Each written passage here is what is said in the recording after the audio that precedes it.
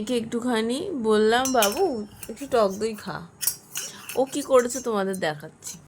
খেতে দিল এরম করে, চামচটা খেতে দিয়েছে হাত দিয়ে খাচ্ছিল এতক্ষণ। দেখা হাতটা দেখা, কেন এখন চামচে হাত দিয়েছিস কেন? হাত দিয়ে খাচ্ছিলি, হাতটা দেখা।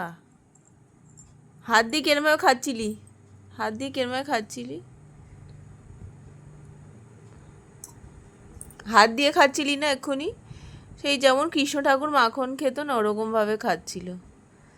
ওকে যত শেখাই কুড়িয়ে কাড়িয়ে খাবে, কোথায় কুড়িয়ে খাবার পড়ে থাকবে সেটাও খাবে, এই যে পায়ে মাখে, মুখে মাখে, সারাক্ষণ ওর এইসব চলতে থাকে। এই পায়ে মেখেছে, ওটাই আবার খাচ্ছে। এই যে আমি দেখাবো সবাইকে,